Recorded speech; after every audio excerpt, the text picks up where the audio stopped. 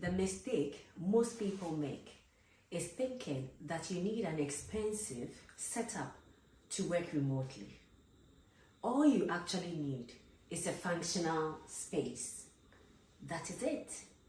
Welcome to Global Work Series, where we talk about how to find jobs abroad, remote jobs, how to present yourself for interviews, and how to go for the job of your dreams.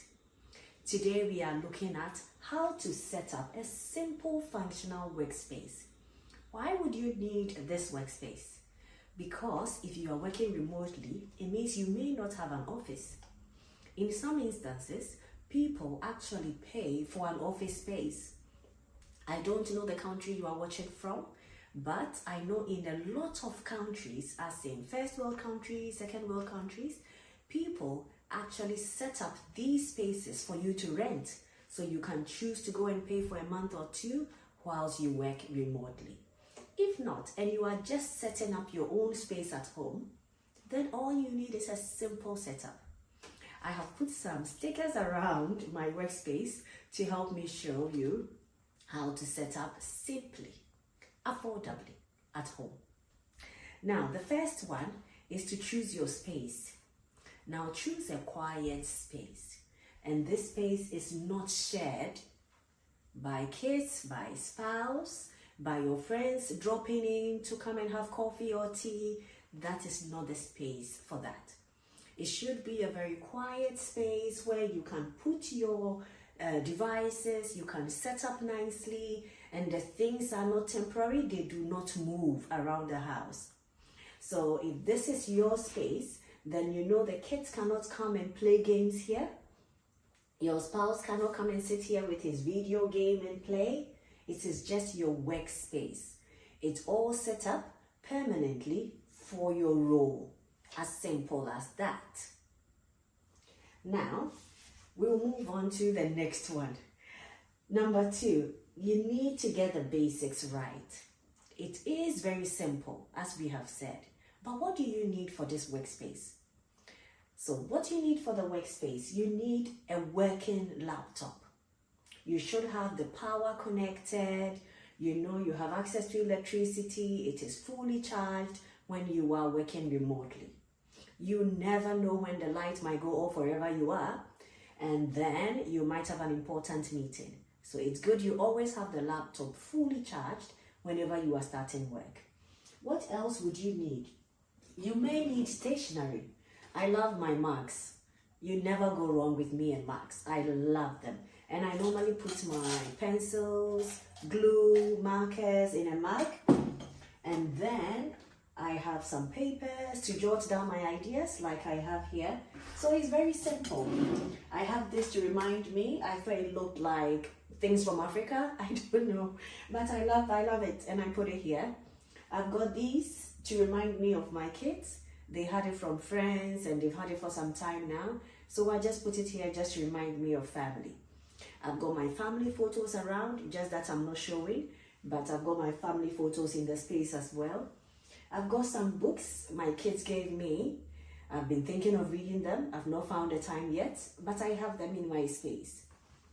I also have a flower here, a small plant, just for decoration purposes, yeah. And then I've got my light here as well.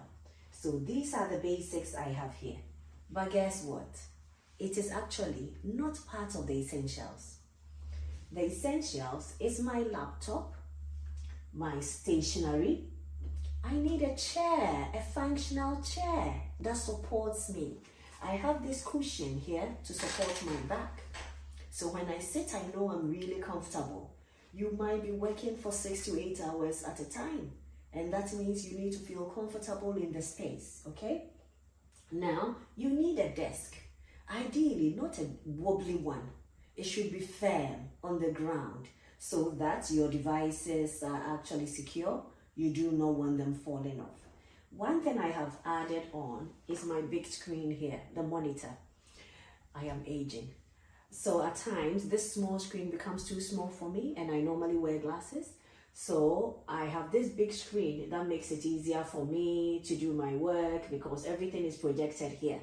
And that makes it really, really easy for me whenever I am working. Yeah. Okay, so these are the basics. And remember, this is the foundation of your work. This is what you need to start working remotely. Very simple. You need a desk, you need a chair, you need your device, and you need your light and your stationery. You are done. Now, number 3, I have it here. Where are you hiding? Ta-da! Number 3 is here. You need to fix your posture because you'll be working for long hours. Ideally, you can have something that supports you at the back. If not, check that your chair is also very comfortable and can support you. Without this cushion, I can still be very comfortable. I've got a place for my hands to rest, and I have a foot rest.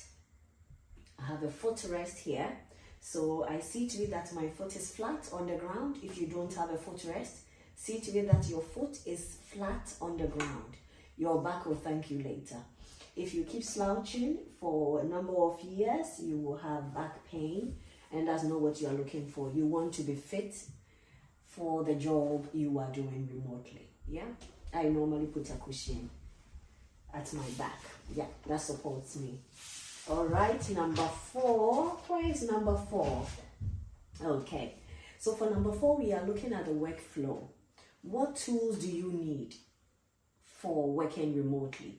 There are several tools you can use. Some of the external ones are Trello and Slack for communication and for your task. You can look at that. But if you are starting at home, you do not want to invest a lot of money into this because you are a beginner. Now, you can use Google. Google has a lot of tools and most of them are for free. Meet.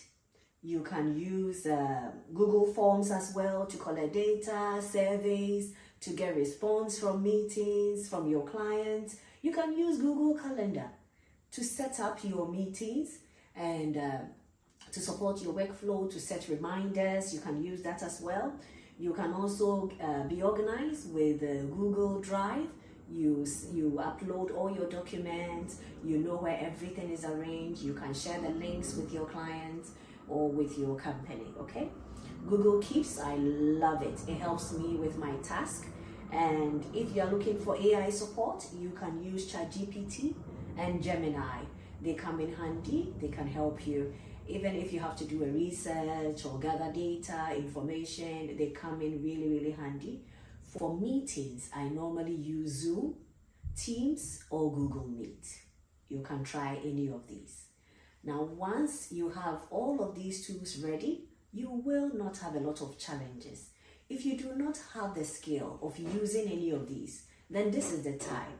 Please go online and learn this. And like I said in my previous video, there are a lot of YouTube videos on these tools. Do not wait until you get a job. As you are preparing for this role as a remote worker, this is the time for you to learn the skill.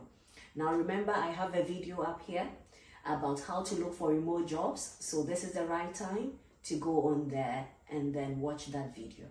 Okay, we are done with number 4. Now where is number 5? Wow, number 5 is here and it says lighting matters. You want your clients to see your face. You want your manager to see your face clearly, to see you as you work, right? If you are presenting in a meeting, you want people to be able to see you. Now, it's all about the light. You need good lighting. It is ideal if you position your desk by a window or any space where there's a lot of natural light coming in. But the natural light should not be behind you. You need to face it. If it's behind you, it's difficult. When your camera is in your face, it's very difficult, okay? Now you need to be able to look in the camera for people to see you. So that's where the confidence comes in as well. You shouldn't be bowing down your head whilst you are presenting. You need to look up, and lighting matters. At times, you can actually get this. Come this way here. I bought this simple ring light. It's very cheap, like $10 or even less. So you can find it in your home country. It's very simple. You can plug it in. I will try it out now. Let's see. You can just plug it in, and then have enough light for your meeting. Yep. So here you go. You see, you can plug it in and it's great. It normally goes this way and it's really good for people to see you when you are presenting. So you can have it very close to your camera. Okay. You can set it up. I have a small stand for it. You set it up nicely and then there you go. Nice and simple. When I don't need it, I just pack it up nicely into the box and then off it goes. So having the right amount of light actually goes a long way. Okay, that is done. Yeah, done with number 5. Now number 6. Keep your workspace clean. The workspace is not the place to put your laundry. It's not the place to store all your books and materials. No. It has to be clutter-free, neat, nice, no distractions. You only put the things you need. Here, I have documents I use for my clients who come for face-to-face sessions. Here, I have my stationery because I use a lot of these cue cards. And then I have my mug where I have my pencils, I've got my markers, I've got these here. And that is it. Clutter free. My household knows that this area is for me and I do not want any other thing here apart from what I need for my work. Once you keep your space neat and tidy, it's easy to get organized. Remember, you are working remotely, so you need to be professional.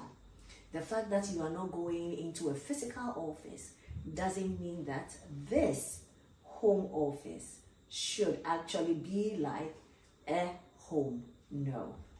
It should still be very professional, very free of things you don't need, very tidy, very nice, and ready to go. Alright, I think this tells you that it's actually very easy to set up remotely, right? You need just simple things and you are done. Just a simple small corner. You need the basics and then you are good to go. Now, if you need any support in any of these areas we have talked about, you know how to book your one-on-one and then we can take it from there. Thank you for watching. Watch the next video. It will help you to look for remote jobs or to write your CV. Thank you.